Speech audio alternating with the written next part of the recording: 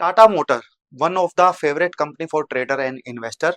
अभी हमने पीछे देखा था टाटा मोटर कोविड के बाद सडनली 1100 रुपए का एक हाई लगा था और 1100 रुपए से ऑलमोस्ट 54% ये स्टॉक ट्रैक हो गया था। 550 के आसपास का लेवल आ गया था। तो रीजन उस टाइम पर कुछ ऐसे थे कि टाटा मोटर की जो सेल्स थी वो वापस डिक्लाइन होने लगी थी, बिकॉज इसमें ईवी का इसने लीडरशिप लिया था। नेक्सॉन देखें, टिगोर देखें, जो इन्होंने ईवी गाड़ियां लॉन्च की थी, तो उनमें एडवांटेज इन्होंने फर्स्ट मूविंग एडवांटेज इन्होंने ली थी। लेकिन अब धीरे धीरे महिंद्रा, मारुति, हुंडई सब अपना ईवी सेगमेंट ले आई है, जिससे इसका वो मार्केट शेयर कम होने लगा था। और सबसे बड़ा जो इसमें शेयर है वो है जैगवार लैंड रोवर का, जिसका सबसे बड़ा कंज्यूमर था चाइना और यूएसए। यूएसए ने अभी टैरिफ वॉर में टैरिफ बढ़ा दिया था जो बाहर से आने वाली गाड़ियों पर, तो दैट मीन्स वहां पर सेल्स गिर सकती थी। और चाइना में बीवाईडी अच्छा परफॉर्म कर रही है, वर्ल्ड की लार्जेस्ट ऑटोमोबाइल कंपनी बन गई है, जिसकी वजह से वहां पर भी इनकी सेल्स डिक्लाइन होने लगी थी।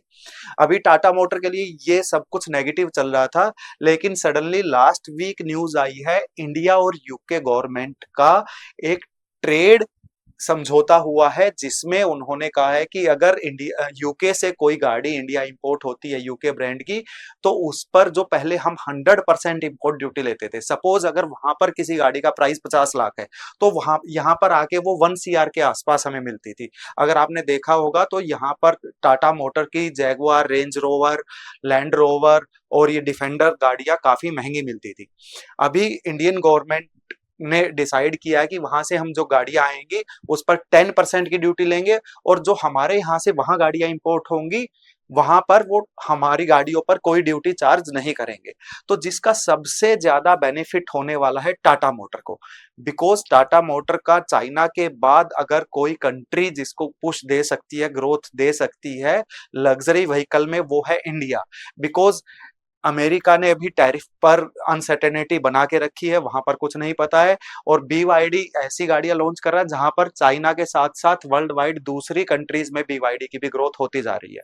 तो अब टाटा मोटर को अपने को सरवाइव करने के लिए एक कंट्री बचती थी इंडिया, जिसके लिए इंडियन गवर्नमेंट ने सपोर्ट किया है डायरेक्टली इनडायरेक्टली टाटा मोटर को। अब यहां से मैं ग्राफ देखता हूं तो टाटा मोटर ने एक अच्छी रिकवरी दी है। और अगर हम पिछले 2-3 दिन की भी बात करें, डिस्पाइट इंडिया और पाकिस्तान की टेंशन के बावजूद ये स्टॉक में डिक्लाइन नहीं आया, स्टॉक ने कंटिन्यू राइज किया है। और जैसे ही इन गाड़ियों पर इंपोर्ट ड्यूटी कम होगी, तो ये एक लिमिटेड कोटा रहने वाला है गवर्नमेंट की तरफ से। अभी कोई क्लियरिटी नहीं आई है कितनी गाड़ियों पर ये 10% रहेगा, लेकिन बेनिफिट तो टाटा मोटर को होगा। और जैसे ही ये आने वाले क्वार्टर में या उसके आने वाले क्वार्टर में ये नंबर निकल के आएंगे जब लैंड रोवर के, तो मेरे को लगता है टाटा मोटर का शेयर काफी ऊपर जाने वाला है, जिसका भाव अभी 715-16 के आसपास चल रहा है। अगर मैं बात करूं लेवल्स की, मुझे लगता है एटलीस्ट जो फर्स्ट टारगेट है टाटा मोटर का 800, और उसके बाद लगता है मुझे जो भाव आने वाला है ऑलमोस्ट 1000 के आसपास। अभी 700 रुपए से हमारे इसमें टारगेट है 800 से 1000 रुपए के टाटा मोटर वापस दिखा सकता है।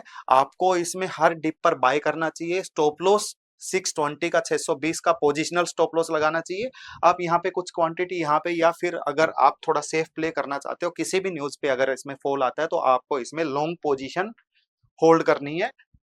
और आने वाले टाइम में मुझे लगता है कि ये शेयर आपके पोर्टफोलियो में जरूर होना चाहिए।